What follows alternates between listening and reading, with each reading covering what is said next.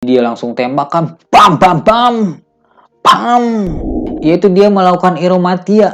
Iromatia ini melakukan apa ya? Oral seks bersama kepala yang terpotong. Dia juga melakukan itu ke mayat sang ibunya. Anjir. Assalamualaikum warahmatullahi wabarakatuh. Teman-teman, balik lagi dengan saya Aditya Rahman di channel Profesor Kampung. Terima kasih kepada teman-teman yang sudah mengklik video ini. Terima kasih juga kepada teman-teman yang sudah subscribe channel ini. Dan bagi teman-teman yang belum subscribe, silahkan untuk subscribe terlebih dahulu ya. Karena subscribe itu gratis dan stimulus bagi para konten kreator. Oke, brother, sister, sudah lama kita tak jumpa ya. Jadi sedikit cerita, jadi beberapa hari yang lalu saya memang disibukkan dengan memperbaiki sistem manajemen perusahaan rintisan saya. Jadi semoga kedepannya sistem itu berjalan dengan lancar. Jadi saya juga bisa bagi waktu dengan maksimal untuk memberikan konten-konten menarik bagi teman-teman semua. Oke, brother, oke sister, oke sahabat, oke teman-teman, oke Anda semua. Jadi kali ini kita akan masih bahas seputar tentang yang berbau psikopat. Oke, jadi kita akan sajikan kisah dari seorang laki-laki yang mana dia sangat keji sekali, sangat parah sekali, sangat jijik, sangat gila sekali. Karena dia membunuh ibunya sendiri, lalu menggorok kepalanya sampai putus. Siapakah dia? Dia adalah Edmund Emil Kemper II. My gun was under the seat. What in the hell am I doing telling you that? Am I a masochist? Am I looking to be tormented further? I'm trying to show you. Edmund Emil Kemper III, dia lahir di Burbank, California pada tahun 18 Desember 1948. Ibu Kemper bernama Chanel Elizabeth Kemper dan bapaknya bernama Edmund Emil Kemper II. Bapaknya merupakan seorang veteran Perang Dunia II, yang mana setelah perang tersebut berakhir, dia juga menjadi relawan pengujian pengujian nuklir di Pacific Proving Ground sebelum dia kembali ke California. Dan ketika dia kembali ke California, dia menjadi tukang las listrik. Edmund Emil Kemper III, bukan bapaknya ya, maksudnya yang tokoh utamanya, dia terlahir dengan abnormal karena ketika bayi berat badan dia hampir sekitar 5 kg lebih lah. Ini tentunya berbeda dengan bayi-bayi normal lainnya ya. Dan ketika dewasa, tinggi tubuhnya sampai 6 atau 9 inci. Atau kalau misalkan dalam meter itu sekitar 2 meter lebihan lah, 2 meter, ya 2 meter lebih gitulah. Nggak bayangkan, tinggi banget kan. Teraje tangga mungkin ya. Nah, sejak kecil Edmund Kemper itu dikatakan memang sudah memiliki sifat yang antisosial, yaitu pada usia 10 tahun dia pernah mengubur hidup-hidup kucingnya. Jadi kucingnya itu dia kubur hidup-hidup sampai mati ya. Lalu ketika sudah mati, dia ambil lagi coba. Dia ambil lagi lalu dipenggal kepalanya sampai kepalanya itu dia tusukkan di paku. Bayangkan, ini kepala dipaku jadi kayak gini. Jadi kepalanya itu kayak ditusuk paku kayak sate gitu lah. Bayangkan kayak sate. Ini gila sih. Dan tidak sampai di sana, ternyata mindset pemikiran dari Edmund kecil ini juga sudah sangat aneh, yaitu ya pada usia sekitar 13 tahunan dia sudah berpikir tentang permainan atau fantasi, bahasanya fantasi permainannya. Jadi menurut dia permainan yang menarik itu adalah dengan diikat di satu kursi, kemudian dia diberikan setruman. Itu yang pertama. Dan yang keduanya dikurung di satu ruangan lalu diberikan gas. Gila nggak? Orang anak kecil paling fantasi bermainnya main bola atau main game. Ini Nah, titik awal dari munculnya sifat pembunuh ya dari Edmund Kemper ini yaitu ketika perceraian antara ibu dan bapaknya. Padahal pada saat itu Kemper sangat dekat sekali dengan ayahnya, tapi hak asuh diberikan kepada ibunya. Nah, mirisnya ternyata ibunya ini memiliki latar belakang yang sangat negatif sekali, yaitu dia pecandu alkohol dan juga memiliki kepribadian yang sangat tidak mengenakan. Tiap hari dia selalu bertengkar atau selalu memarahi Kemper ini. Bahkan juga si ibu ini selalu merendahkan Kemper, selalu mencemooh Kemper karena Kemper itu memiliki tinggi yang tidak normal. Bahkan juga sering dilecehkan si Kemper ini ya, si Kemper sering dilecehkan, dan juga si Kemper juga dia tidak mendapatkan kasih sayang yang semestinya didapatkan dari seorang ibu. Dan ibunya itu berdalih sangat konyol sekali. Jadi ibunya tidak memberikan kasih sayang itu karena pertama karena takut Kemper menjadi gay, yang kedua karena Kemper selalu mengingatkan dia kepada ayahnya. Lalu pada usia 14 tahun, Kemper memang sudah sangat tidak nyaman sekali dengan ibunya ya, hidup dengan ibunya. Dan dia memutuskan untuk pergi menemui ayahnya. Namun pada saat itu, Kemper mengetahui bahwa ayahnya sudah menikah lagi dan memiliki satu orang anak. Tapi Kemper dengan ayahnya sempat tinggal beberapa saat, sampai pada suatu waktu ayahnya menyuruh Kemper untuk tinggal bersama kakek dan neneknya, yaitu di sebuah peternakan di daerah Norfolk, California. Nah, disinilah awal mula pembunuhan pertama dari Kemper itu dilakukan. Jadi kita mulai pada sesi pembunuhan pertama Kemper. Pada 27 Agustus 1964, pada saat itu Kemper bersama neneknya yang bernama Maude Matilda Hughes Kemper terjadi gesekan yang membuat mereka bertengkar ya. Lalu pada saat itu Kemper tidak berpikir panjang, atau dengan amarahnya dia kalut dan dia langsung mengambil senapan senapan buat berburu lah, senapan buat berburu. Lalu dia menembakkan senapan itu kepada neneknya itu, dan dia menembakkan tembakan pertama tepat di kepala neneknya itu. Lalu setelah itu dilanjut dengan 2 tembakan di punggungnya, dan seketika neneknya meninggal pada saat itu. Jedek. Jadi pada saat itu sang kakek sedang pergi keluar gitu. Jadi di rumah hanya ada neneknya dan Kemper dan si Edmund Kemper 2 ini. Tidak lama berserang dari sana, sang kakek pun datang, yaitu Edmund Kemper 1, dan si Kemper 3 ini dia langsung menembakkan senapan yang sedang dipegangnya kepada kakeknya itu di jalan mau masuk ke garasi lah, di jalan mau masuk ke rumah kakeknya itu. Jadi dia langsung tembakan, bam bam bam bam. Jadi dia langsung tembakan. Pada saat itu kakeknya seketika meninggal. Dan apa yang menjadi alasan dari si Kemper ini sangat lucu dan sangat aneh ya. Jadi si Kemper mengatakan bahwa justru saya tidak ingin membuat kakek itu mengetahui bahwa neneknya meninggal, dan pada akhirnya agar dia juga tidak dimarahi oleh si kakeknya ini. Dan pada saat si Kemper 3 ini membunuh kakeknya, dan dia ternyata merasa bingung dan merasa mungkin sedikit ada istilahnya ya, bingung dengan keadaan yang sedang terjadi. Dan pada saat itu dia menelpon ibunya dan mengatakan semua apa yang terjadi di peternakan itu atau di rumah kakek neneknya itu.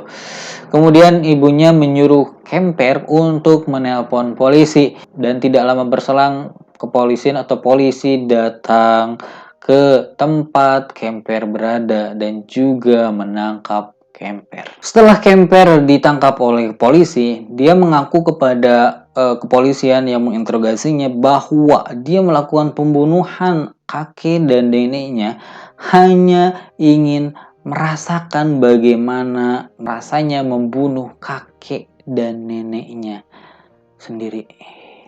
Gila anjir. Gila ya.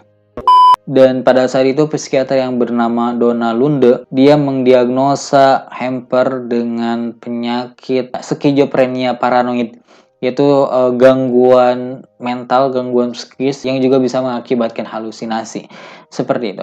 Namun anehnya, berbeda dengan hasil yang dilakukan atau diriset oleh tim psikiater di penjara yang mengatakan bahwa dia atau tim psikiater ini tidak menemukan sama sekali gejala-gejala yang menunjukkan kepada diagnosa oleh psikiater Donald Lunde tadi. Jadi hasil dari riset tim psikiater di tahanan itu tidak menunjukkan sama sekali, dan bahkan tim psikiater itu memuji kebaikan dari Harvey ketika berada di penjara. Dan psikiater ini juga mengatakan bahwa Kemper memiliki IQ yang di atas rata-rata, yaitu sebesar 136 poin untuk tes IQ-nya. Ada yang mengatakan bahwa dengan kecerdasan dari Kemper 3 ini, dia berhasil untuk beradaptasi dan memanipulasi sifatnya sendiri